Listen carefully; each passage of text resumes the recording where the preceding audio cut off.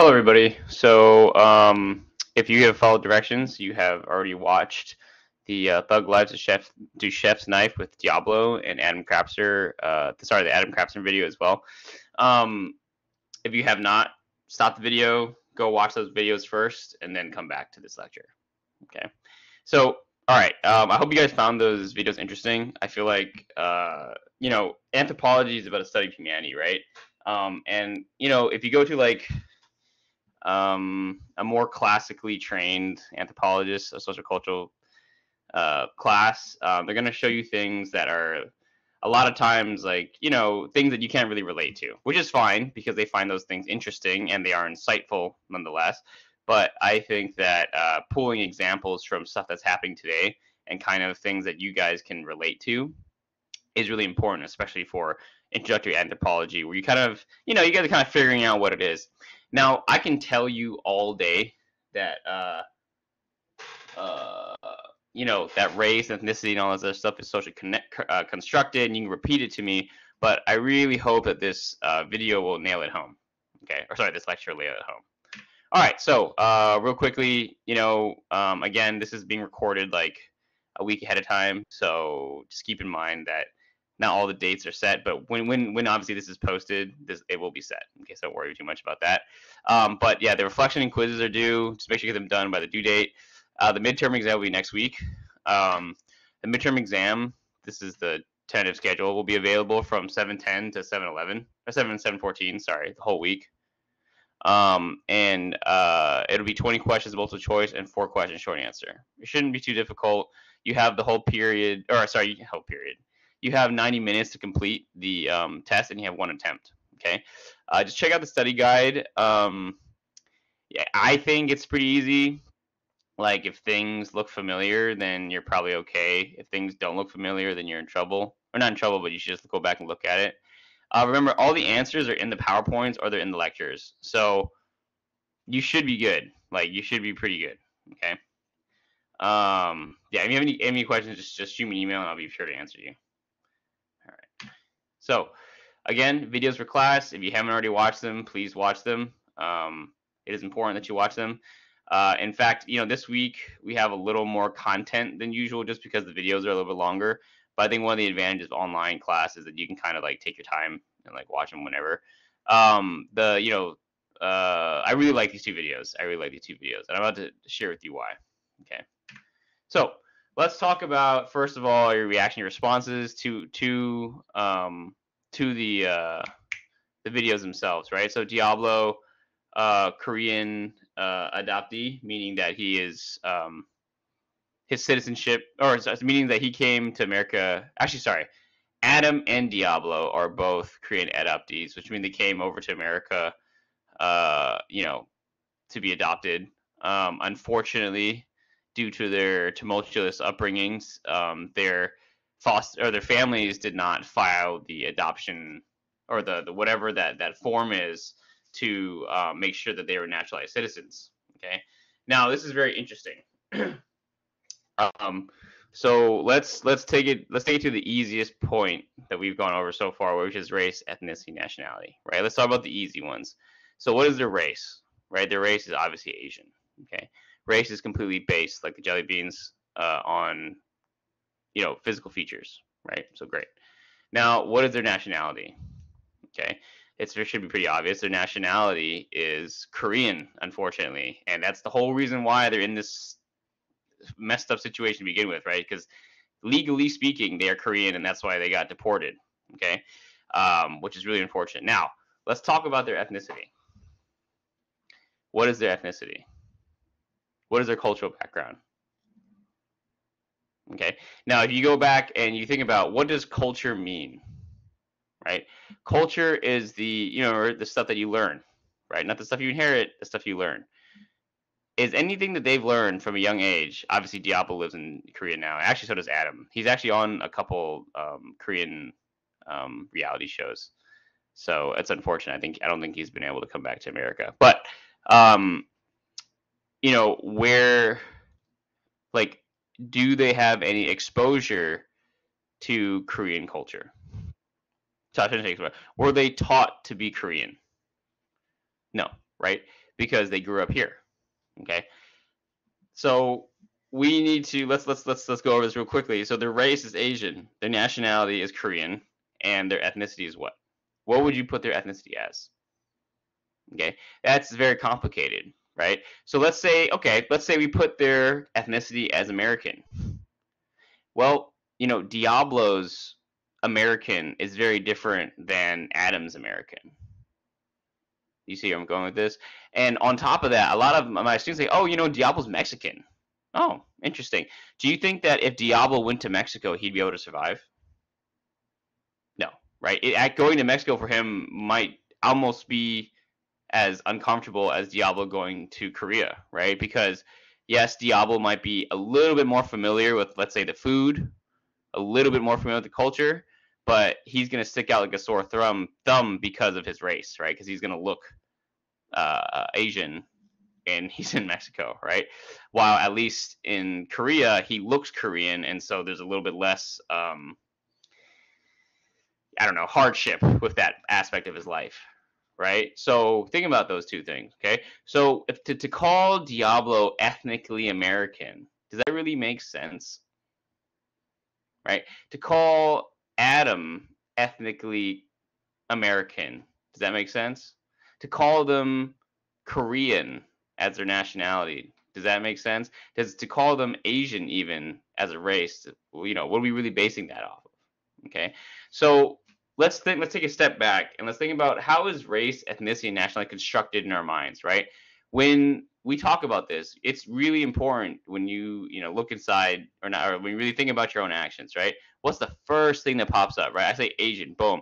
What is the first thing that comes up, and why, right? And we're actually going to talk about why in the gender conversation, but don't worry about that. So yeah, so what do you think of immediately when I say Asian, right? And what does that entail, right? For many people, it's a certain accent. For many people, it's a certain person. If they, for certain businesses, whatever, right? What comes up when you say that? Okay. And now let's think about what we base that off of, or what do we call that, right? We oftentimes call it Chinese, Korean, Japanese, Indian, Vietnamese, whatever it is, right? Mexican, Puerto Rican, whatever, all these things, So really, our understanding of race is based off of our own experiences with other people that fit into that category, right? That's really what it comes down to. I almost I so as you know, I work with young people and like after school and stuff like that. And a big figure that's been circulating is Andrew Tate. And I'm on Instagram too. I've seen Andrew Tate. I didn't realize how big of an influence he was though. But yeah, he seems to be pretty popular.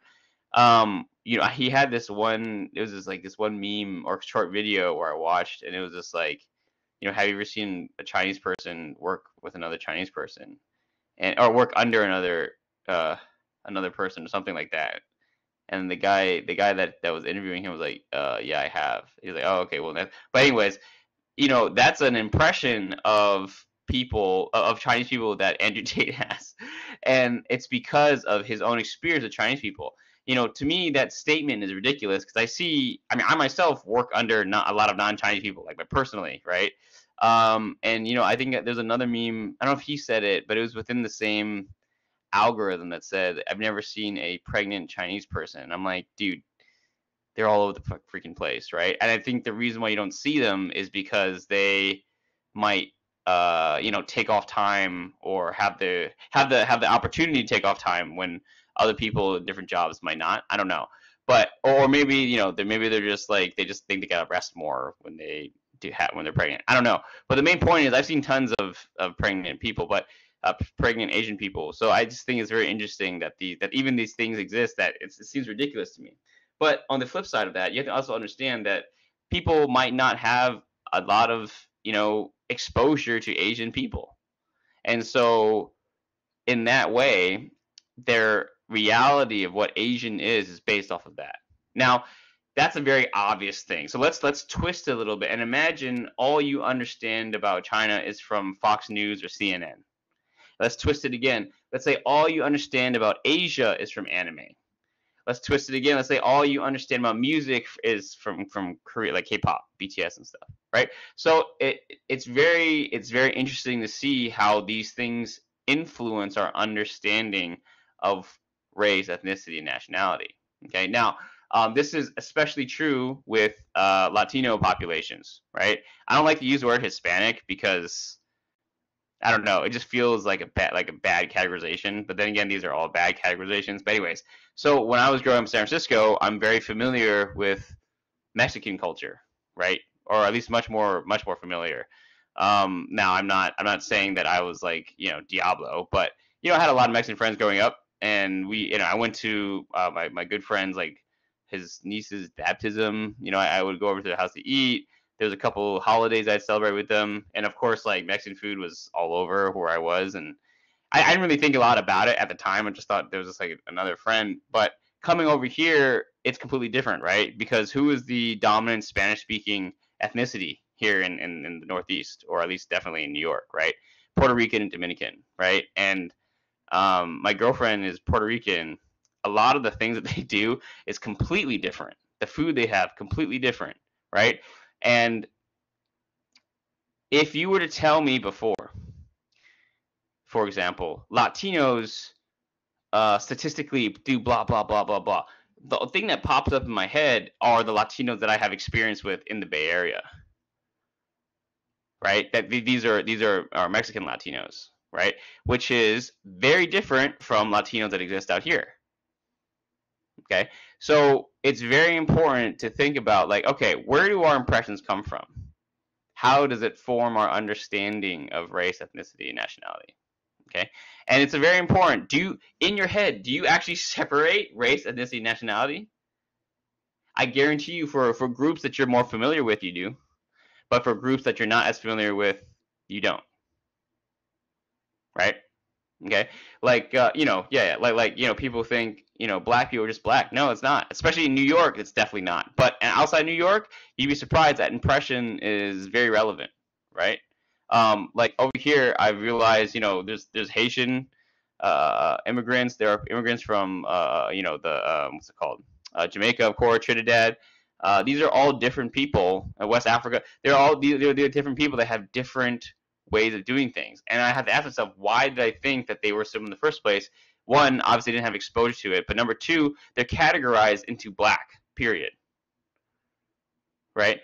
And even dude, even like going to Kingsborough, right? Like white people to me was always like, stereotypical like Valley Girl white people, or like Arizona white people. Which is when I started having more familiar with different types of white people. But I realized especially after TJ Kingsborough, like, dude, the Eastern European, like, there's a lot of Russian, Ukrainian, Kazakhstan. There's a lot of different types of white people. There's a lot of immigrants that are white people. There are a lot of people from like Canada or whatever, right? Like, there's a lot of different types of white people that exist ethnically. And so, again, what played into my understanding of white people or of black people, right? What things are influencing my understanding of it? And even now, if I were to tell you certain things, these are just guesses because I don't know necessarily what it was exactly that shaped my understanding of people, right? You can't tell. I mean, sometimes it's something as simple as like you walk down the street and you see somebody and you think this way, and then you don't even know that it's influenced your understanding of that ethnicity, nationality, or race. Okay. So, anyways, breaking it down, what does that say about our understanding of race? Think about think about R in terms of the self and of society. Now, this is very important because a lot of people believe, and this is going to be, difficult to digest, but if you can digest this, you're going to get a lot of the class. A lot of people believe that it is our own impressions of certain things that create assumptions. So it is because I think this way that I think this way. But in reality, it's also majorly society telling you this is the way it is. Okay? So when we think about, so for example, Diablo, right? And Adam probably, but definitely Diablo, we talked about it, right? He was often made fun of for being Asian, right? He was often made fun of for being Asian. And I want to ask you a question. If an Asian baby was born in Asia, would they be considered Asian? No, right? They might be made fun of for something else, but they're not for being Asian. So it is society that is telling Diablo that he is Asian. And I say society very purposely, right? Society in a more micro level, like his friends or people, or sorry, in the classroom, will be like, yo, like, I don't know, let's say something about him being Asian, right? They'll be like, I don't know, you eat, soy sauce at home or something, right? Okay.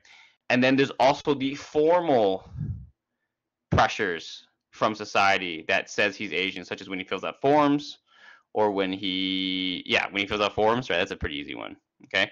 So keep that in mind, that when we're forming these understandings, right? And I purposely did not use the word identities because it's not just identities, it's everything. But when we form these understandings, it's not only your own interpretation of what's going on, but it's also society's interpretation of what's going on mixed into what you believe. Okay. Now, so, but let's talk about the self. We actually just went through a whole like talk about what the self, about how you will how people understand race, ethnicity, and nationality, right? But who is society? So let's think about society. What are some bigger influence in society, right? School, work, um, your friends, right? Your parents, your mainstream media, right? These are all things that will play into your understanding of different stuff. Okay, so or especially in terms of Diablo and Adam, like the legal system, right? These are all different entities that are outside of yourself that are playing into your understanding of different things. Okay, and in what context do these things matter, right? And it really is funny because if you if you identify, sorry, if you like are like Diablo and Adam, where you've never been exposed to Korean culture for real, right? When does being Korean matter? In this case, unfortunately, is when they commit a crime, right? That's when being Korean really matters because of their status as nationality as being Korean, they're going to get deported, right? In what context does Diablo's experience having a Mexican grandmother come into play? Well, at least according to the video, it's when he makes food, right? And yeah, we'll talk about it later. But it's very interesting because like if he learned how to make a different food, he'd be screwed, right? How much does I don't know, looking Asian, play into when Diablo, well, will play into interact with the cops, right? How much does being Asian play into like Adam's situation where he was in Oregon, unfortunately, and when he was abused, right? So all these things really come together to not explain, to demonstrate some of the things that we've been going over in class. Okay. All right. Oh, this was supposed to be deleted. Okay, great. So let's talk specifically about Diablo and Adam, though, right? So culture is, again, I want to really nail this home. Culture is not just geographical; it's much more, right? So like if you think about some of the other cultural influences on Diablo and Adam's life, foster care system, public education system, justice system, immigration system. These are all things that if one of these four things change, their whole lives would be different, right? Their whole lives, right? If they didn't go, if the foster care, and I'm not to say that foster care system is bad or good, but if they were not in the foster care system, their whole lives would be completely different.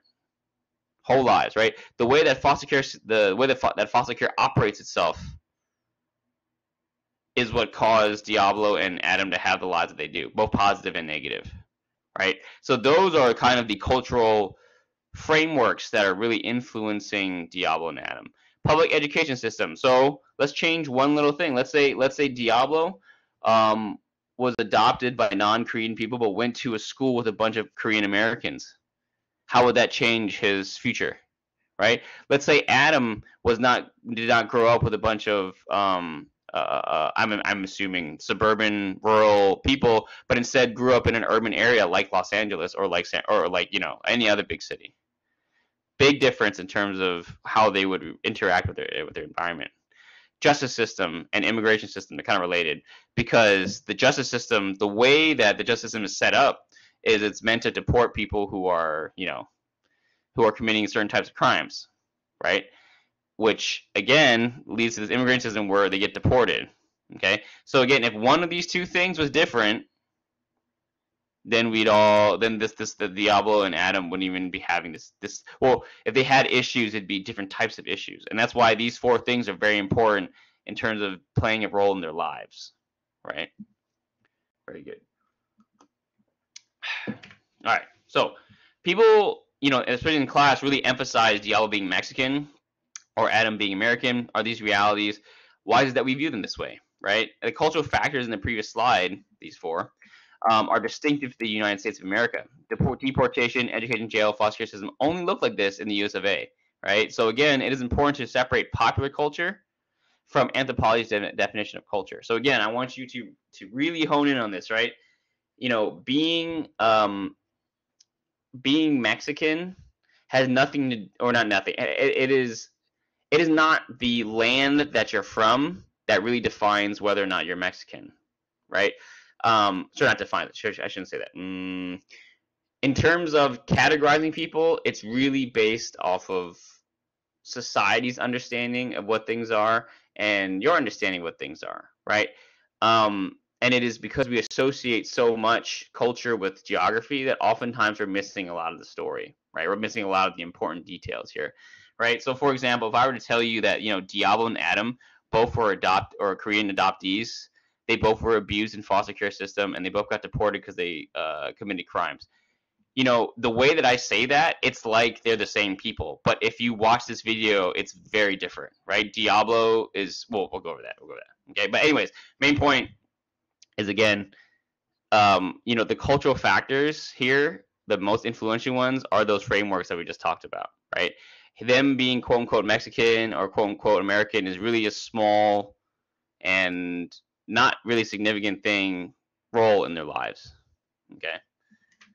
So, what are some cultural challenges that Diablo faced in Korea? Think about living your daily life. And what are some cultural challenges that Adam faced in Korea?